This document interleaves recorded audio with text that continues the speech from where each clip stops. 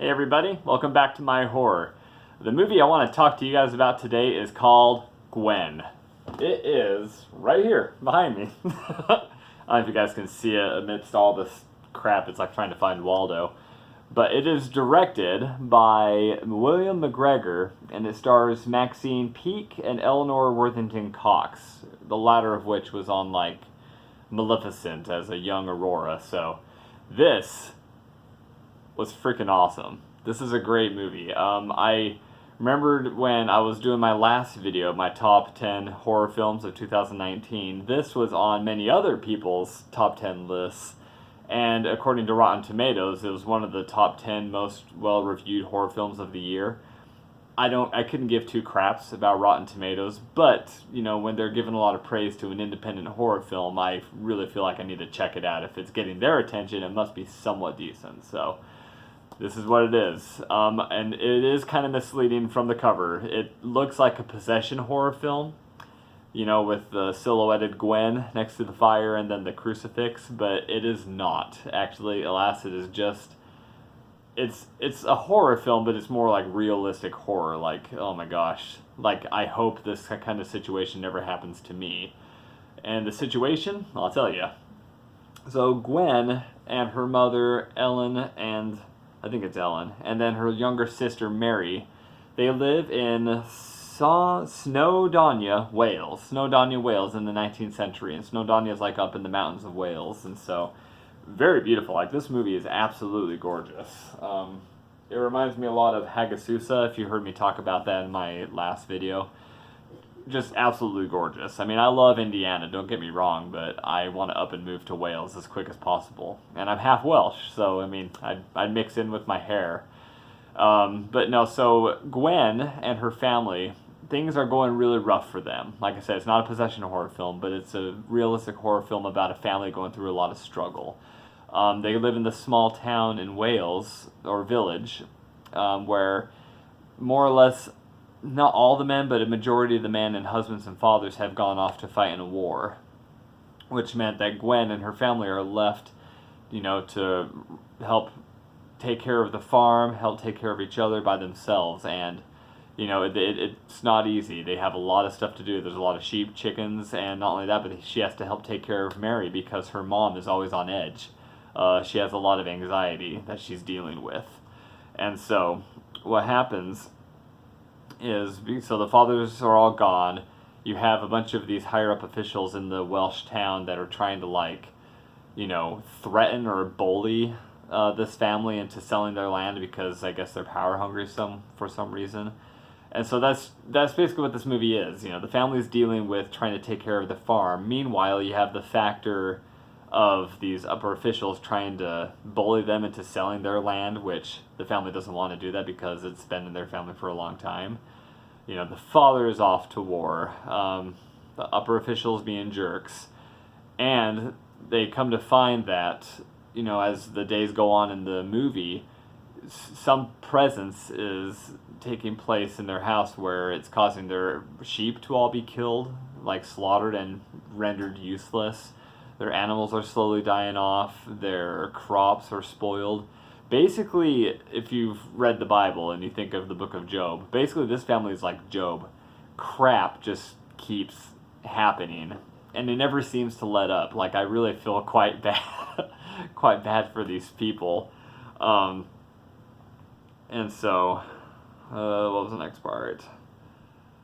And there's actually one part where, you know, at first, you know, a good majority of the film, like I said, it's not a supernatural horror film, but you're led to believe that it is, because in the first portion, you know, after so many deaths start happening with the sheep and everything, Gwen decides to visit one of the neighbors who live somewhat near them, and she finds out that they had passed away, you know, and, like, the word around the town was that the family had passed away because of cholera, wink wink, or in our case, corona.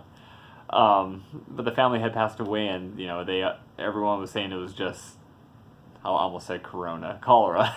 Sorry, whoops.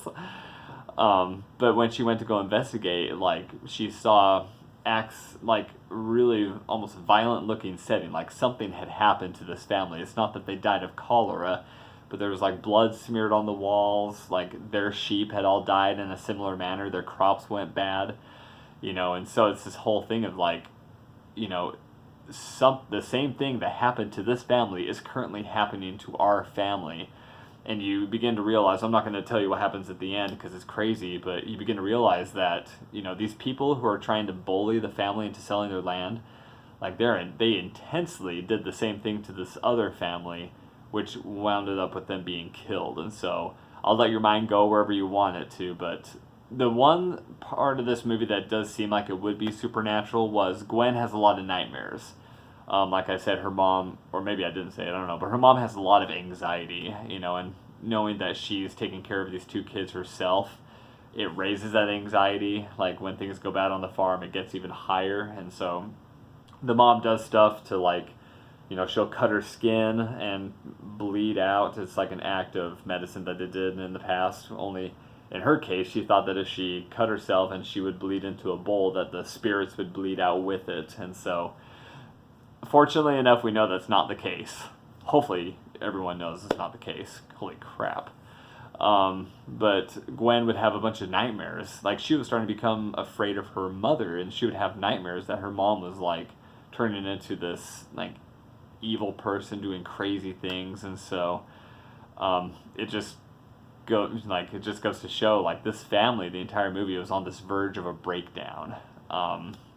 Like, the mom obviously breaking down with her anxiety, and then you got Gwen like on some sort of verge of a mental breakdown herself, trying to deal with the mom and keep Mary, the younger sister, somewhat sane because she's a child, she's exposed to all of this stuff. And so it was a very, very good movie. It honestly reminded me a little bit of like, God, what is it? Some of those movies like The Wicker Man. Honestly, like The Wicker Man, Midsummer, Wicker Tree, like some of those movies where you're in the perspective of like, from the perspective of Gwen, everyone's against you, only you don't really know it as the person in the movie, but as the viewer you can tell, holy crap, everyone's against these people and they don't know, like they're just trying to survive. It's almost, and it reminds me of a little bit of like Truman Show as well. He doesn't realize that his entire life is like being dictated by these people running a TV show. So in Gwen, these people who pretty much control the entire town are controlling this little family, trying to force their way into selling their property. And they'll do that by any means necessary. So I think that was pretty much everything. And it's a slow burn of a movie. It reminds me also of like House of the Devil. Very slow burn. The dread just kind of builds throughout the entire movie. The sheep dying, horse dies, crops go bad, mother goes nearly crazy. It just builds. It builds and builds and builds until the final end. And then it's like, oh my gosh. It gets pretty crazy. And it reminds me of I keep saying that, I'm so sorry. This movie reminds me of a lot of things, but Carla and we had a conversation the other day where we were watching a period piece movie, and we were talking about how there's some people who think to themselves, I wish I can live, back then, like Pride and Prejudice days, we would have a house, we'd have to take care of the sheep and the chickens, and, we hear people say stuff like that, but really when you look at it, in the famous words of A Million Ways to Die in the West, everything out there wants to kill you. The death rate was so high, the chances of you living a long life was very short because of disease, natural, weather problems. Like, no, it would not be good to live back then. You probably would not live. The chance that you were some aristocrat family is very minimal. So, this movie kind of helps put things in perspective. So I'd say definitely check out Gwen. Really good, really worth it, and it almost makes me want to get Shudder, subscribe for like a month and then quit before I have to pay money. So everyone take care, have a good one, bye.